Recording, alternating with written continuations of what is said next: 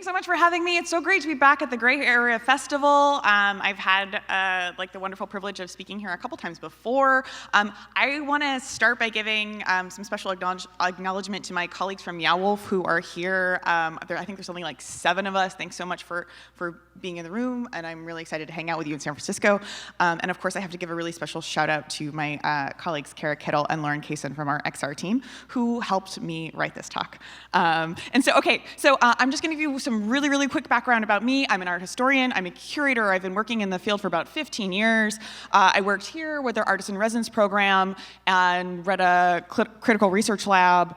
I've had the privilege of doing a lot of work with artist-made games with this organization, and I worked in the educational department at this Museum of Contemporary Art in Los Angeles for a couple years as well.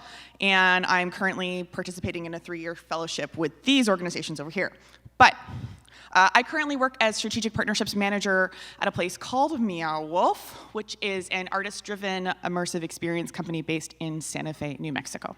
So actually, I'm not going to speak very much about that today, but if you'd like to learn more, by all means, please grab me for questions, or better yet, ask some of my many colleagues who are here with us.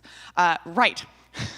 So what am I going to talk about today? So today, I'm going to talk about the future. I'm going to talk about immersive design. But most importantly, I'm going to talk about bathrooms. And I'm going to do this in 3 short, very simple parts. But right, yes, bathrooms. We all know bathrooms are very important. They serve several of our most basic needs, and they're spaces we engage with every single day. They're often also small, somewhat contained spaces, which makes them ideal environments for immersive design, both metaphorically and literally. And of course, there are a small number of artists working in the bathroom space. I'm a very big fan of this piece by Maurizio Catalan. It's titled America. And of course, like every seemingly other part of contemporary life, bathrooms are a landscape for groundbreaking technological innovation, like this next-gen Kohler toilet and its accompanying app. I really like this toilet because it's kind of coy, it's like winking at you.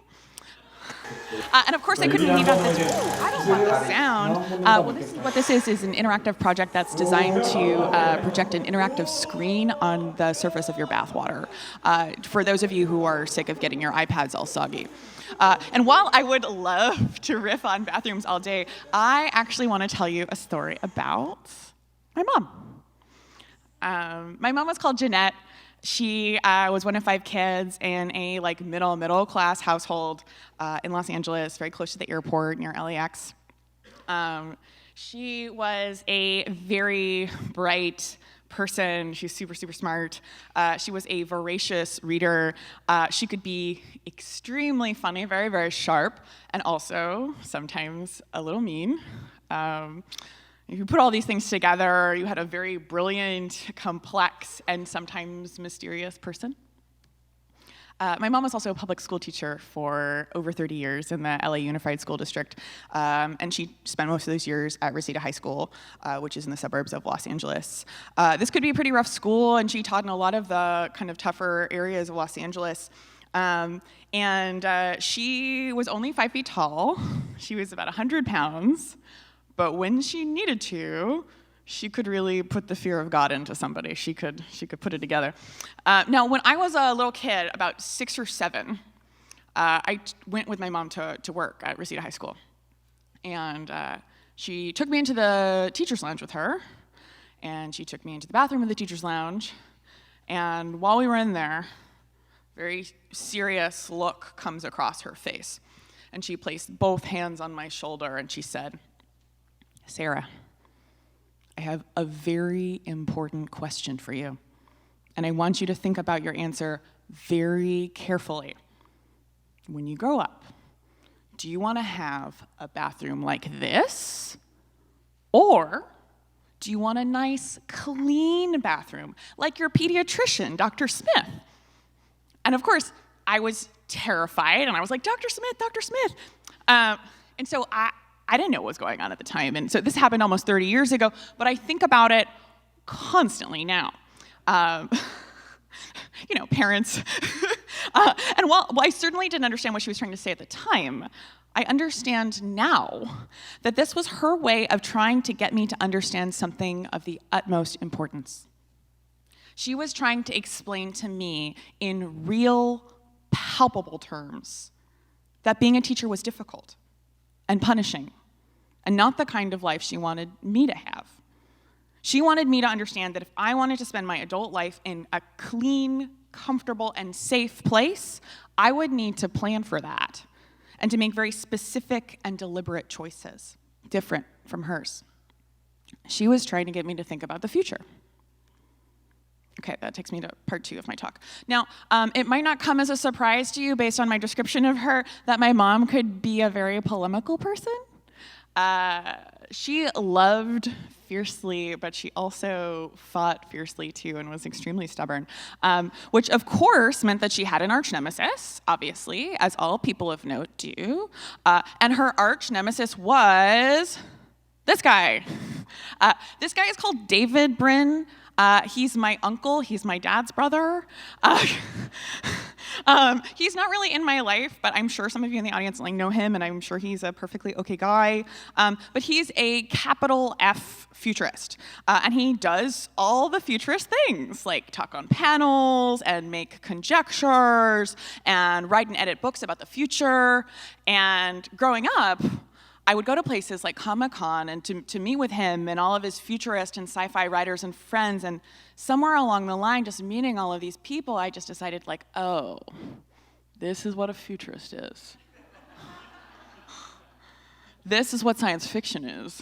And it's boring. Like, it's not for me. I didn't see myself in it, and I was just like, okay, whatever. But around 2013, many years after that, which is actually the year my mom died, I decided to do an experiment. And that experiment was to completely stop reading books written by people who looked like my futurist uncle. And I exclusively start reading fiction written by people like Octavia Butler, Margaret Atwood, Colson Whitehead, Naomi Alderman, and basically by anyone else who wasn't a cisgendered white guy with a goatee. And shortly after that, I started to understand why and how it was so powerful to imagine the future, and what my mom was trying to get me to think about so long ago in the bathroom. And I realized that even though neither she nor I had the requisite facial hair, that we could think about the future too. No one had anyone write one method or recipe or answer for thinking about what the world would become. I could think about the future just as well as anyone else could. With a little practice, I got pretty okay at forecasting my own field, kind of thinking about like what the trends would be or like, what the future of art might look like. But when I tried to do this for myself, for my own personal life, I found this to be an extremely painful exercise. Why? Because the future is embarrassing. At least it is for me. Personally, I find that wanting things is very embarrassing. Needing things is even worse, especially if they're like things like owning a home or finding a partner or having money. Because at least for me, there's a subtext there. And that subtext says, if you deserved those things, you'd already have them. And that's really messed up. It's completely wrong. It's broken. And after I realized this, that's when I started to get excited. Because something I know about embarrassment is that embarrassment is hegemonic. Embarrassment is there to make us ashamed to talk about really, really important things like our bodies, our feelings, our capital, a lot of which I feel is underrepresented within certain discourses of futurism. And embarrassment is what makes some of us feel like we're not qualified to predict, imagine, or build the future.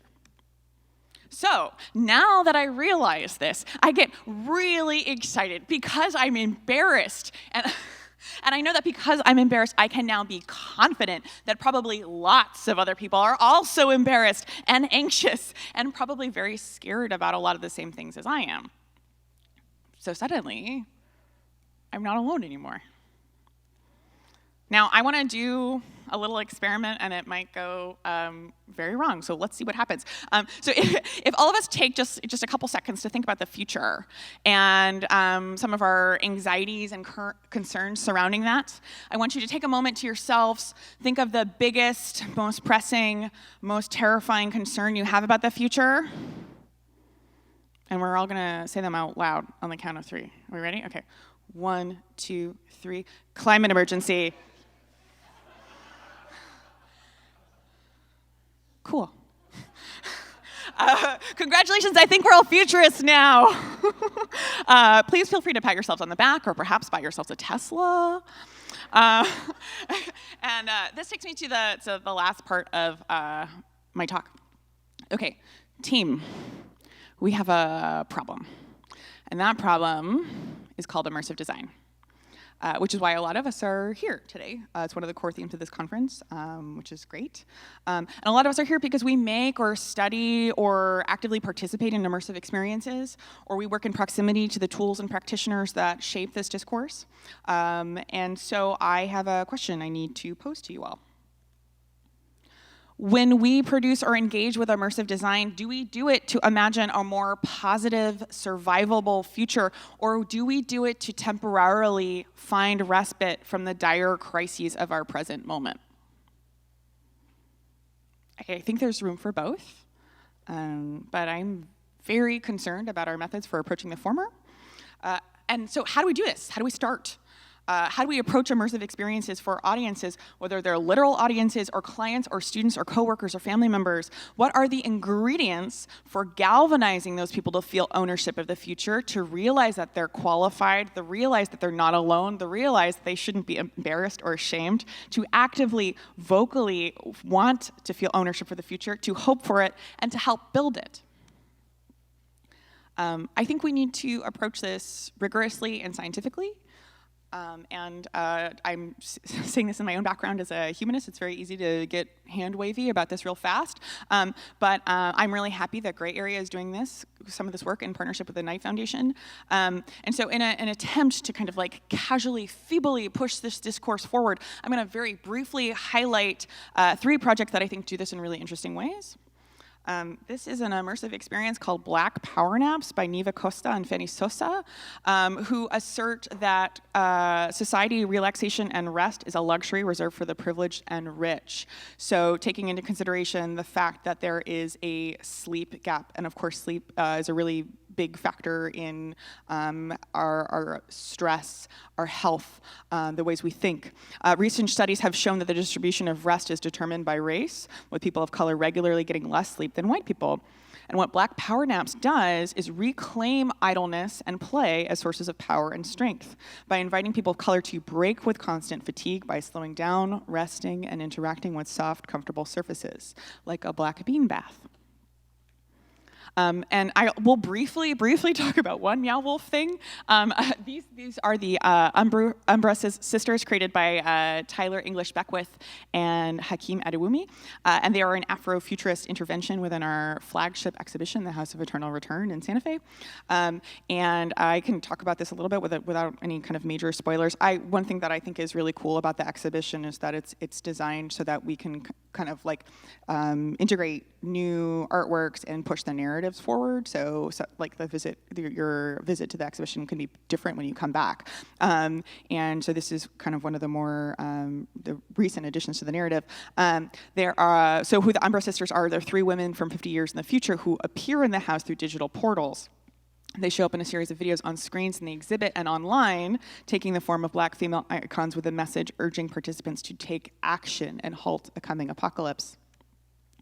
And finally, Robin Frohart's The Plastic Bag Store, which is an installation and puppetry-based immersive play that hinges on the premise that future archaeologists discover hordes of plastic waste and decide that these discarded plastic objects must have been of great cultural significance. They're trying to figure out What was the mystery? And the participants kind of wander through the space, and there's a bunch of different objects in the space that are kind of made by repurposed plastic objects, and it's pretty special. Okay, so just by a very preliminary look at these projects, some common themes I'm kind of seeing here in these, in my opinion, very impactful pieces is that they straddle a line between silly and serious and bounce between those poles, right? They're not just kind of one channel only.